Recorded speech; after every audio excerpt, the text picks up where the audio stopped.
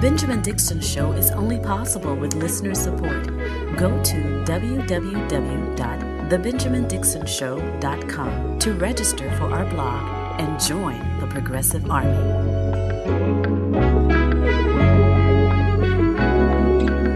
Today is Monday, July 10th, 2023. Thank you so much for joining me. I begin with reports from all over the country and from around the world that are clear indicators that we as a species are not headed towards climate disaster, but rather we are already living through climate disaster. And I fear that this is merely just the beginning. We begin in upstate New York, the Hudson Valley area, where yesterday one person lost their life as their home was washed away by 8 inches of rain. The first 6.96 inches fell in just under 3 hours, which, according to meteorologist Richard Romke, has broken all records.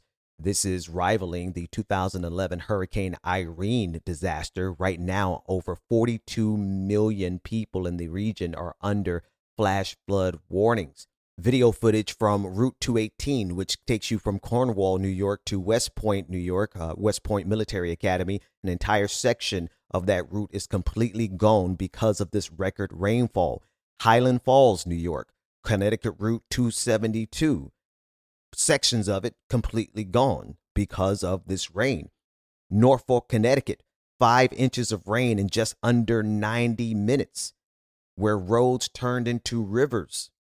And now today, Vermont is under a high-risk advisory of excessive rainfall, which, according to meteorologist Dr. Reed Timmer, this is the first time the state of Vermont has been underneath such an advisory. And again, this is just the northeast of the United States of America. If we go over to Denver, they suffered yesterday torrential rainfalls and a hailstorm that destroyed corn crops in the region just around the Denver airport, according to video footage also shared by meteorologist Reed Timmer.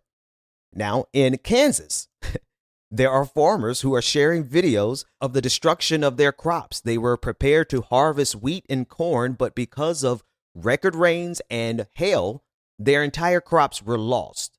Come with me down to South Florida, where satellite imagery of sea surface temperatures around the state of Florida, particularly on the Gulf side, on the West Coast, going down to South Florida, they're showing record temperatures that now threaten sea life and the coral reef.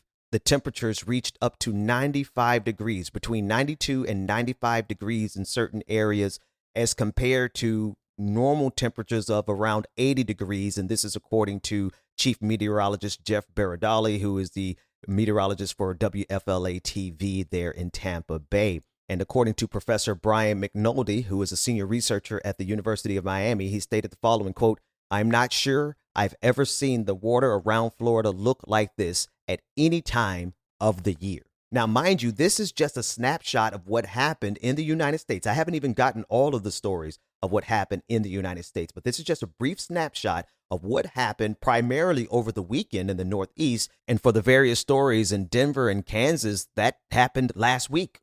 Globally, we've seen torrential rainfalls cause record flooding in Spain, England, India, Turkey, again, all in the last few weeks. And finally, in Johannesburg, South Africa, video footage showed snow falling, which has only occurred 10 times in the last 70 years. Again, all over the last weekend. And all of this is in the backdrop of the fact that the world, the planet, the entire planet has broken the record for the hottest days that have ever been recorded 3 times, yes, in a single week.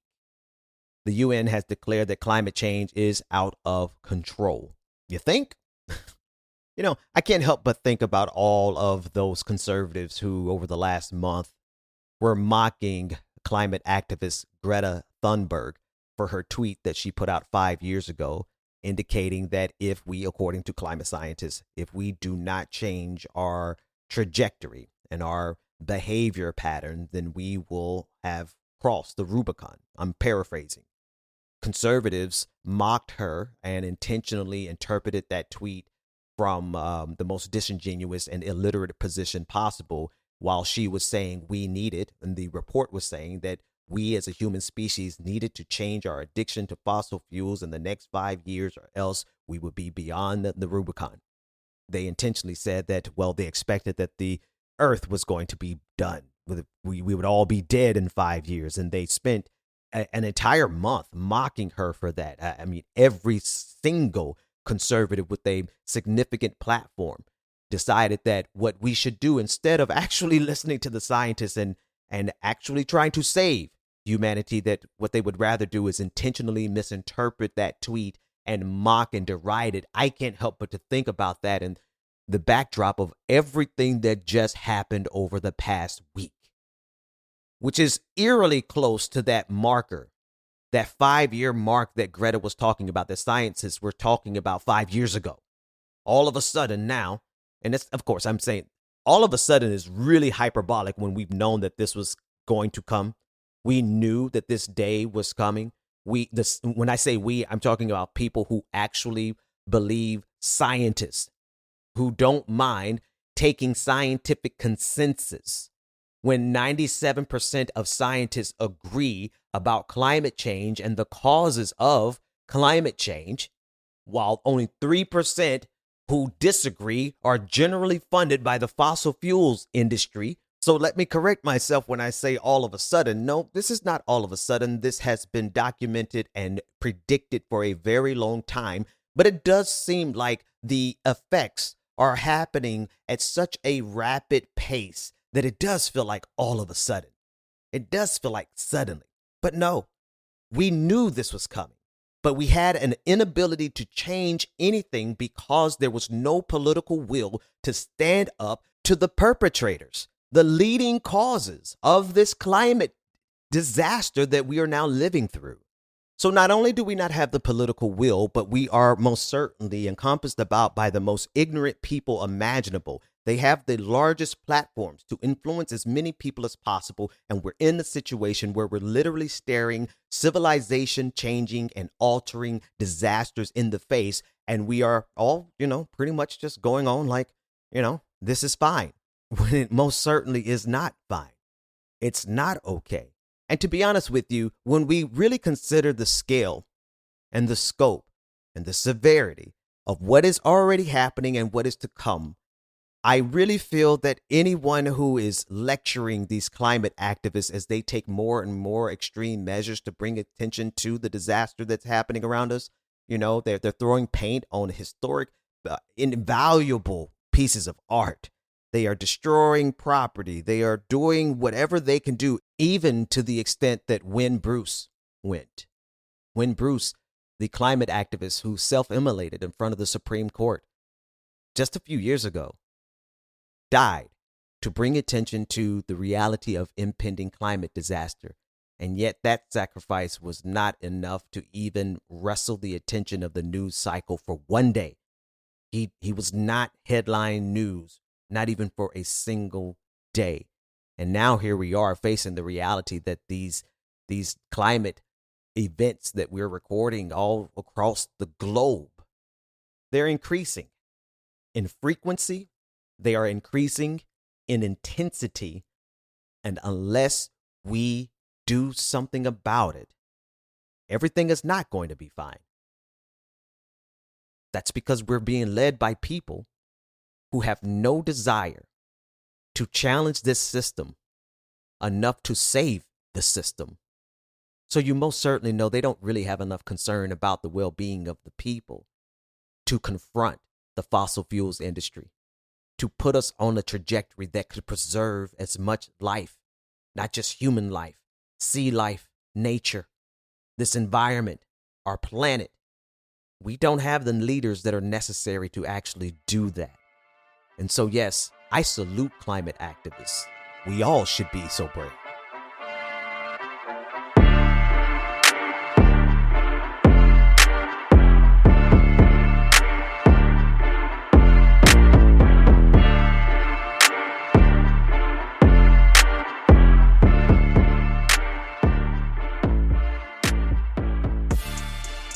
The reality of our current situation on this planet is that we are facing one, possibly two, common enemies who will stop at nothing to ensure that we do not get justice, to ensure that we don't stop climate change, because stopping climate change would affect their bottom line, that ensures that we are going to stay divided. That's their tactic, the divide and conquer tactic of this global system of white supremacy and capitalism.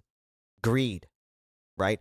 Those two twin evils that I've talked about for years, those are the prevailing enemies. Those are that they sit atop the mountain of control of this country, the apex of control on this planet. What I'm saying, this country, on this planet. Capitalism and the greed that it fosters and white supremacy are the two highest, what do we say in church? Principalities in high places.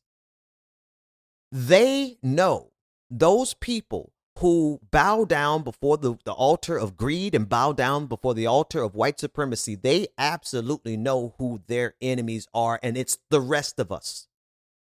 And it is our inability, the people of good faith, you and I, those of us who will look at objective reality and science and data points, and no matter how inconvenient those truths are for us, we are willing to change our beliefs and our decision making, and we're willing to change our behavior based on new information, even if that new information is a threat to us politically, socially, or economically.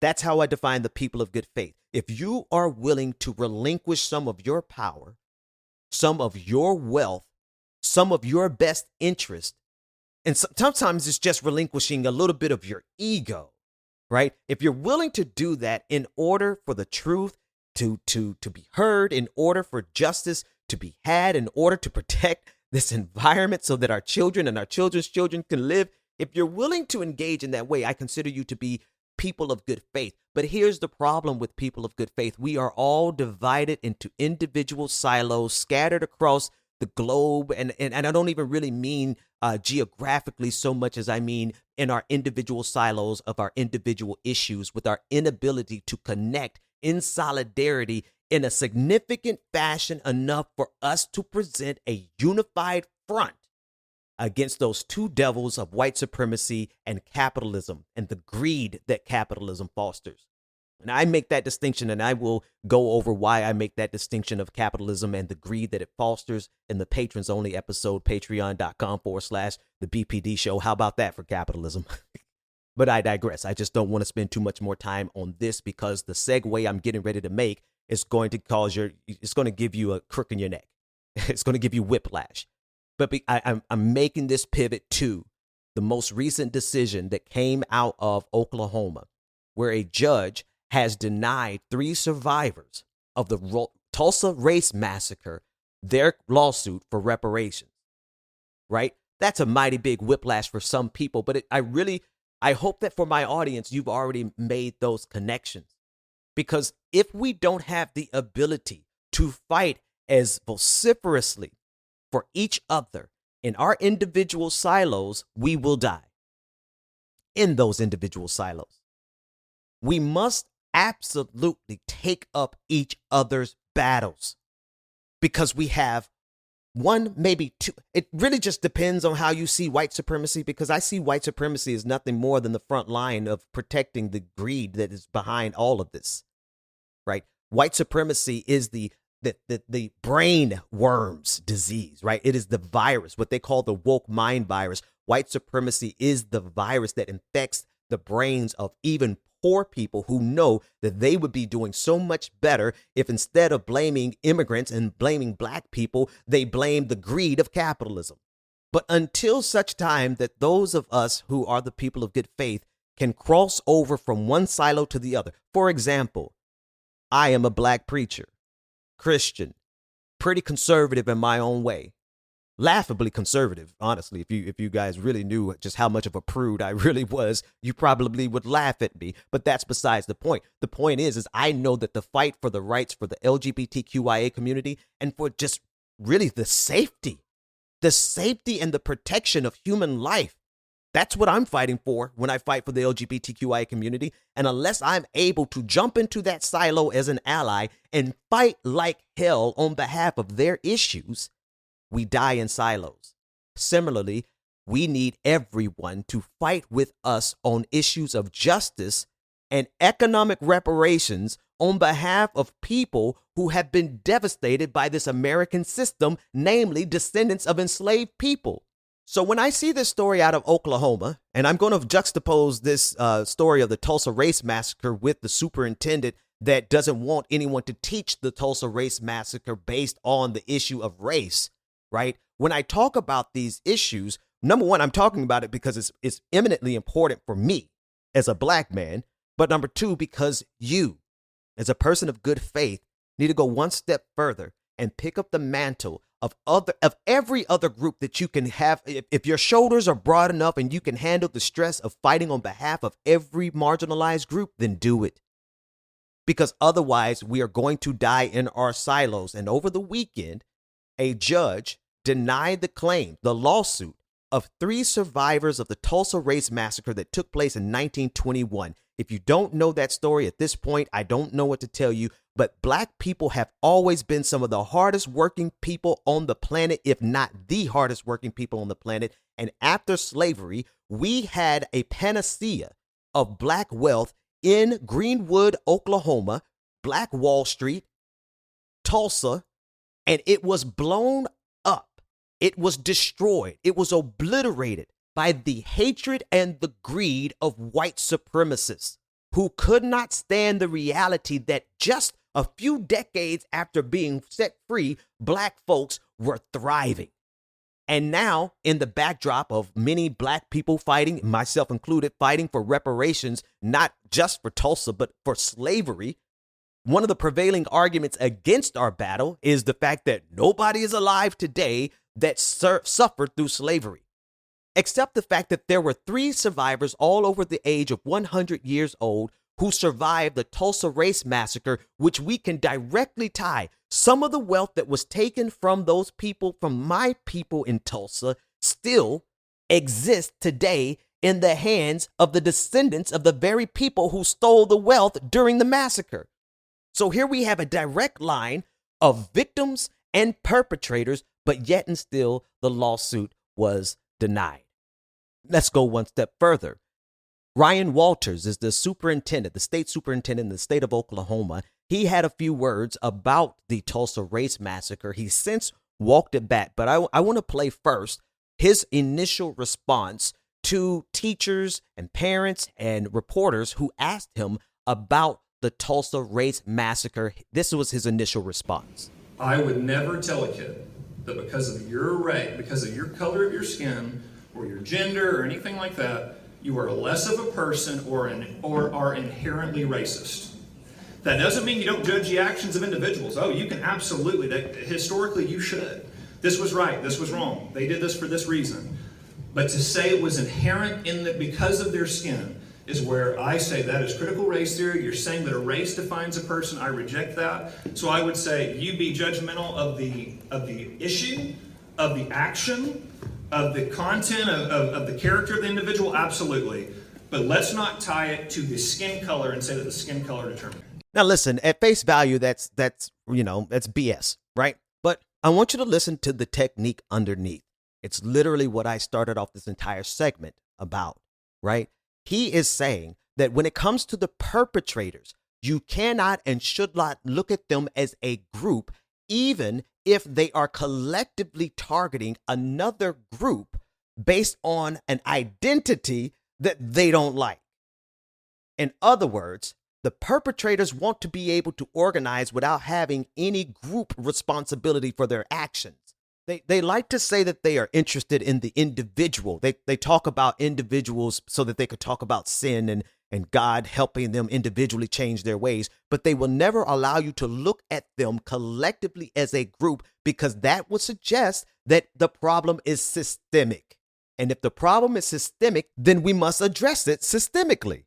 I'm telling you, if these people are able to always keep us from seeing how they are working collectively against all of us individually, yet they refuse to have any accountability to the group that is committing these crimes as a collective, they want you to view them individuals, then we will always be shouting at the wind, grasping for straws, trying to figure out how do we get out of the system, because we can't hold any group accountable when they are acting as a group against all of us in our individual silos. And then we experience these systems and we become victims of this system as individuals and our one-on-one encounters with this system. Here's Ryan Walters trying to backtrack just a little bit, but he didn't. Listen to how he explains to a local reporter his justification of what he said, dismissing the racial component of what those white supremacists did to the victims in the Tulsa race massacre. This was absolutely a group of individuals that targeted the Black community. Walter's rhetoric committee say splitting up teachers, parents, staff. Not just coming out and saying, yeah, of course I believe it was racists that did that. I was asked a question about the Tulsa race massacre, and I was asked a question about critical race theory. That's why people reacted the way they did last night, was because they said, whoa, he's going to now say that because there's racists in the Tulsa race massacre, they might not have a job anymore. Yeah, no, I mean, I reject that. I think those are lies that have been perpetuated. This is the level of disingenuousness that we are dealing with, folks. And his opening sentence was actually the most telling. Can I play it again for you? Well, this was absolutely a group of individuals that targeted the Black community. A group of individuals. He's never going to say that it was a group of white people who were driven by white supremacy, who were driven by their hatred of the progress that the Black community, the progress that they were making. The very reason they were targeted was not because a group of individuals came after them, but it was a group of people who were motivated by the same ideology. And that ideology is at the core of this system. And that system has had irrevocable effects on hundreds of millions of people throughout this country's history. But so long as they can sever the systemic nature of white supremacy, which is their entire attempt when they attack critical race theory, that really is not even taught on the grade school level. When they attack that, they are attempting to undermine our ability to hold them accountable collectively. Who is them, you may ask?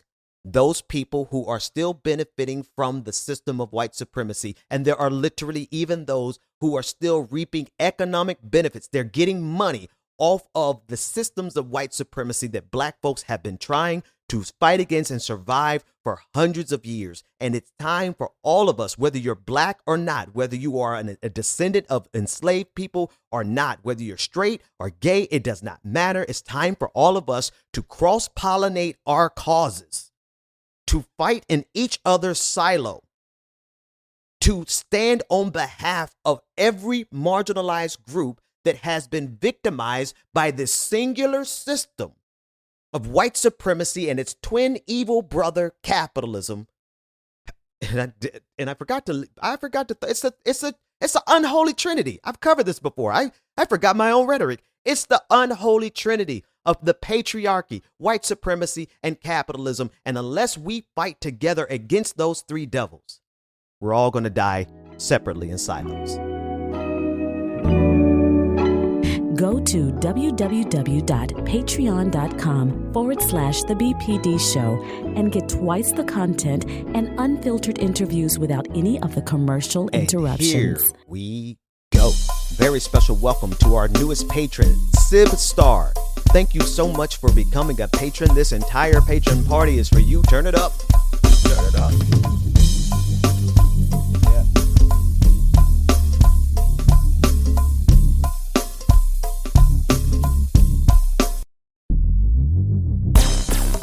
You too can become a part of this prestigious and most prodigious patron family by going to patreon.com/The BPD Show, where you get twice the content, none of the commercial interruptions, and you get access to our bi-weekly patron party. We got one coming up soon here. We'll let you know about it. Patreon.com/The BPD Show, and we will be back after this commercial break unless you are a patron. Yep.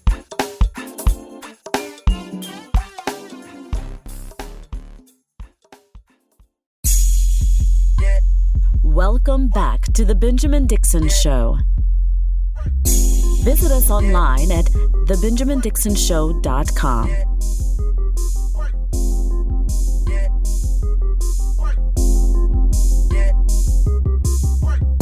back. In the patrons only episode, I am also going to be discussing this clip from the podcast Fresh and Fit. I've discussed them briefly, but they are two brown and black individual boys, because they're not men, who are really on the cutting edge of the intersection of, well, self-hatred because of their skin color, yes, but the intersection of misogyny, patriarchy, and racism. They are happily doing the bidding of white supremacy, as exampled by this very brief clip where they encouraged white supremacist Nick Fuentes to drop the N-word with the hard ER because it was all just fun and game. But there's so much more to this story, but listen to this brief clip. Where I broke, well, you can say it. Say it. Come on, man. I want you to say it. For real. Yeah. What you got? You want me to say it? Yes. Is anyone going to hit me if I say it? No. Let's go. 2 hours. Come on, Nick. What you got? All right, nigger. There you go. Oh, such fun and games. A Nazi. Now, you hear it. In the patrons only episode, we're going to break open the fact that this is really not only an attempt to amplify someone like Nick Fuentes, and this is being done by two black and brown, one black dude and one brown dude. I don't know either of their nationalities, but they're not descendants of slaves. You don't hear them in that clip. You hear a bunch of women. All of them are black and brown women. And I really just got to show you how this clip has been used over the weekend to not call out the two podcast hosts who invited this Nazi on and the ones who were in the background encouraging him to say the N-word with a hard ER. And you know, whatever. It's not the first time Nick has said it. No big deal. This is the kind of Jim Crow racist that he is. But what bothers me about this the most is how this has become a referendum against all black women. All black women. And it's not just being headed up by the white producer for Fresh and Fit. It's being headed up by some black dudes. Let's talk about that in the patrons only episode. Before we get out of here of the public show, I want to play a clip for you from the Essence Festival. You don't know what the Essence Festival is? I'm so sorry to you. It's just a phenomenal cultural event that takes place in New Orleans, Louisiana, every 4th of July. It's for black folks. And here's a clip of Jill Scott, one of my favorite singers, as she gives her painful rendition of the national anthem that has infuriated tens of millions of white folks across this country. Take a listen in. Oh, say, can you see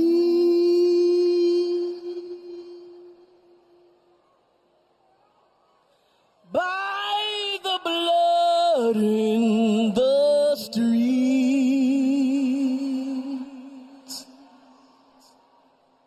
that this place doesn't smile on you, colored child,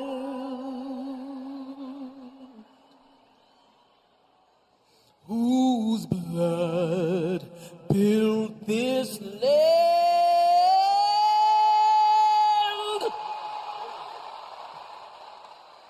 with sweat and bare hands.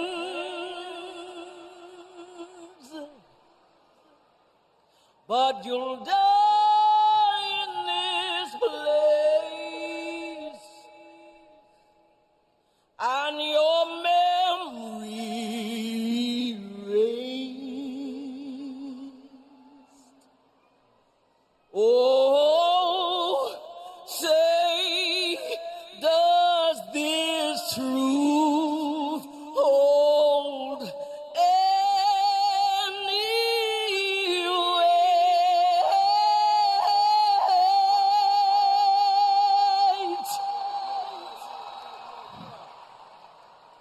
This is not